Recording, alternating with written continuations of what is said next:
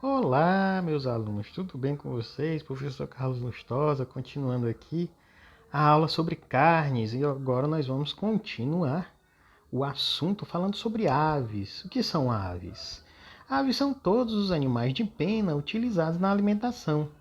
Os mais comuns na gastronomia são o frango, a galinha, o peru, o capote, que também é conhecido como galinha de Angola, o pato, a codorna, o avestruz e o fazão, ó, aqui. Um capão e um fazão aqui na ilustração, né?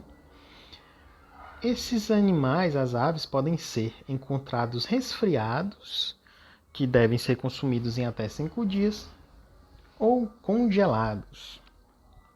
Ele pode ser aproveitado por inteiro, desde os ossos e os pés, que servem para fazer fundos, o peito, as coxas e sobrecoxas, que são as partes mais carnudas e podem ser utilizados em pratos, e os miúdos também, que podem ser utilizados para fazer recheios.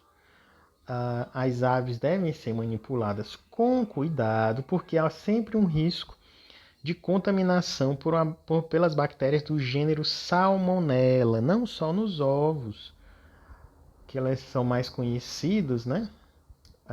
As contaminações por Salmonella em ovos, mas porque essas bactérias do gênero Salmonella estão no intestino dessas aves.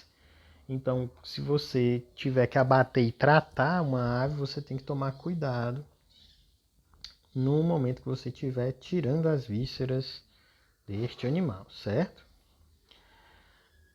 O frango é a mais comum das aves utilizadas na culinária, ela é o mais conhecido, né? E o que chamamos de frango pode ser classificado em 5 categorias, conforme o tamanho e a idade do animal. O frango de leite ou galeto, que ele é muito consumido assado, né? É a ave que tem até 3 meses, os 90 dias, né? É abatido com até 90 dias e está no peso entre 400 e 800 gramas. Ele tem a carne bem macia e o sabor suave. Então ele é bom para fazer assado, grelhado ou frito. O frango comum é o mesmo galeto, só que um pouco mais velho, entre 3 e 7 meses, e ele vai pesar um pouco mais, entre 1 kg e 1,5 kg.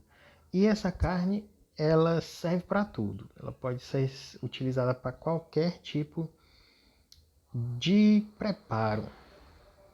O galo e a galinha são as aves adultas com mais de 7 meses, né? Que pesam mais de 1,5 kg. O galo tem a carne mais firme e menos gordurosa que a galinha e ele precisa de mais tempo de cocção.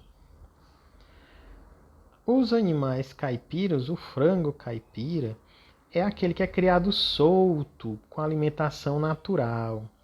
Ele acaba sendo abatido um pouco mais velho e vai ter uma carne mais rija, ou seja, vai ser um pouco mais dura. E a pele também vai ter uma cor diferente por conta da alimentação, né? E não vai desmanchar no cozimento, como acaba acontecendo com os outros três que a gente falou anteriormente. O capão é aquele animal macho castrado. Esse costume de castrar o galo jovem vem da Grécia Antiga e ainda hoje acontece muito aqui na região Nordeste. Eu cresci ajudando a minha avó a capar os capão do terreno lá da fazenda que ela tinha, né, da minha família. Então, o capão acaba tendo uma camada de gordura, criando uma camada de gordura que derrete durante o cozimento. Então ele é melhor para se fazer assado. Algumas outras aves também bastante consumidas são o pato, que ele tem a carne mais escura e de sabor mais intenso que a do frango, né? E pode apresentar texturas e sabores diferentes conforme, obviamente, a raça, a alimentação e a forma de preparo. Ele pode ser feito assado, braseado, guisado, ensopado e confitado. Essas formas de cozimento a gente já viu nas aulas anteriores, né? A codorna, essa pequena ave, ela é uma parente das perdizes, né? E pode ser guisada, braseada, assada ou salteada, frita, né? Bastante consumido também em seus ovos. O peru é um animal do continente americano e é uma das maiores aves comestíveis. Ele tem a carne delicada e sabor suave. Varia de peso entre 4 quilos a 10 quilos, é bem grande, né? E o ideal é que ele seja feito assado. O capote, que nós piauienses chamamos de capote, é também conhecido como galinha d'Angola em algumas regiões do Brasil, ou Guiné também. A carne tem uma consistência firme e é muito saborosa, sendo comparada à do fazão, uma ave que é muito apreciada na Europa. Ele tem um sabor mais denso do que a galinha comum e na culinária francesa o capote é chamado de pintade. Pintade. É um ingrediente de pratos sofisticados, né? Tem origem africana, o capote. Possui um baixo teor de gordura e é excelente para pratos cozidos, com molho mais encorpados e também para assar ou frito, né? Como a gente gosta de um capotinho frito. Com arroz também, né? E os peixes, minha gente? Os peixes, bem como outros animais que vivem em água doce ou salgada, acabam sendo chamados de pescados, né? Um termo genérico que engloba tudo que vem das águas. Os peixes têm uma carne muito delicada e é extremamente perecível, então a gente tem que ter muito cuidado ao lidar com peixes. O ideal é que a gente comprasse diretamente dos pescadores e fizesse logo em seguida. Não se pode demorar muito para fazer peixe, entendeu? Porque ele estraga muito rápido. E alguns sinais que indicam que se o peixe está em perfeito estado. O peixe fresco, ele não tem cheiro praticamente. Um cheiro forte, azedo e desagradável é um indício de que o produto está deteriorado e impróprio para consumo. Então, quando vocês forem comprar, prestem bastante atenção. A textura da carne deve ser firme, elástica, escorregadia e úmida. Se o peixe estiver inteiro, a carne deve estar bem aderida à espinha e as escamas bem presas à pele.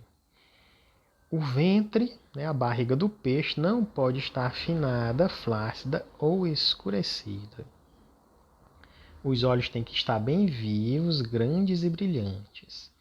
E as guelras, que é essa parte que fica no meio da cabeça, né, atrás da cabeça, que a gente levanta para olhar, que é por onde o peixe respira, faz as trocas de oxigênio, ela tem que estar com rosa avermelhado, sem muco ou sem cheiro forte. O que é que influencia no sabor dos peixes? A origem, se ele for de água doce, ele tem um sabor, se ele for de água salgada, ele tem outro. A quantidade de gordura, né? Os peixes magros são aqueles que têm até 2% de gordura, meio gordos de 2 a 2,5% de gordura e os gordos mais de 5%. Então, o teor de gordura, tanto quanto na carne de gado, no peixe também vai influenciar. A coloração da carne é outro fator que influencia no sabor. As carnes mais claras, elas significam que elas têm menos irrigação sanguínea e têm um sabor mais suave. Já as carnes mais escuras recebem mais sangue, né, no músculo, por isso tem um sabor mais pronunciado. A carne mais firme, ela tem maior resistência ao cozimento, por isso que ela é boa para fazer ensopado, que você pode deixar lá e ele não vai se desmanchar. E a carne macia, ela tem menor resistência ao cozimento, então se desmancha com facilidade. Ela é boa para fazer uns cozimentos rápidos, né? E uns exemplos de peixe com esse tipo de carne é o badejo e o linguado. E aqui nós temos o cação, que é o tubarão, né? Que é um peixe de mar, que também é bastante consumido. Os frutos do mar. Apesar de chamar genericamente de frutos do mar, os moluscos e os crustáceos possuem características muito peculiares e merecem ser tratados de forma individual. Por terem a carne muito delicada, eles exigem cuidados no seu preparo, né? O cozimento no tempo correto é muito importante, pois em alguns segundos eles passam de uma consistência macia para dura e muitas vezes borrachuda. Então, para você errar o ponto de um fruto do mar é bastante rápido, de um camarão, de um polvo. Então, a gente tem que ter atenção e ser bem técnico quando está fazendo esse tipo de carne, certo?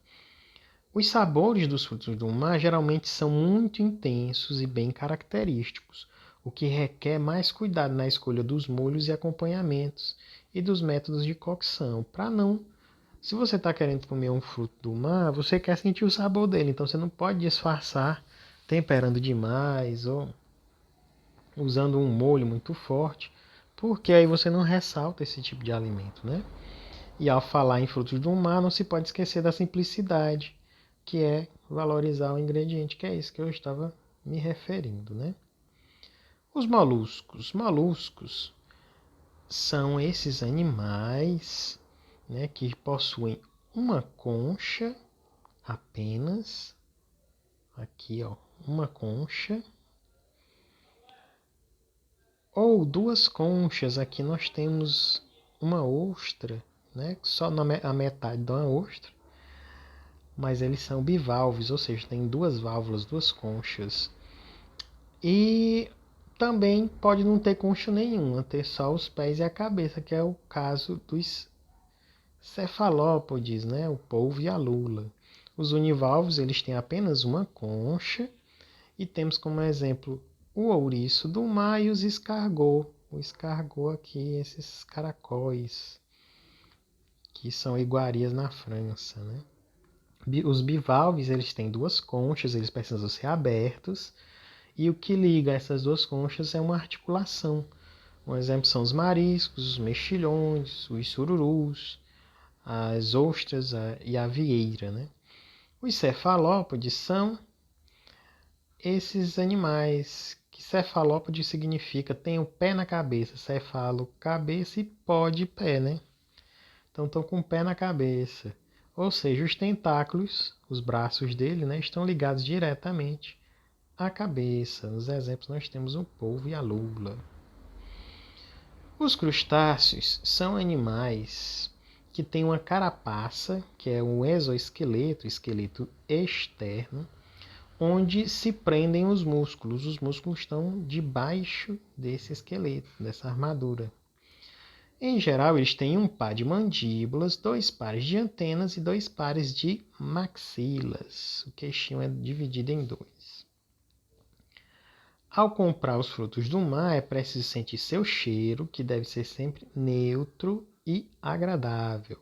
Se forem comprados congelados, as embalagens têm que estar bem fechadas, bem armazenadas e preservadas a 18 graus, menos 18 graus ou mais frio. Porque também eles se degradam muito facilmente.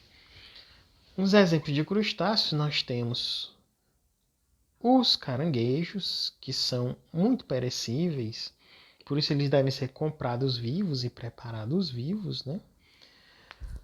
Para cozinhar basta 5 minutos, ele já está pronto, e ele pode ser servido inteiro ou retirado toda a carne e utilizado em recheios, em sopas, né, em omeletes, em tortas.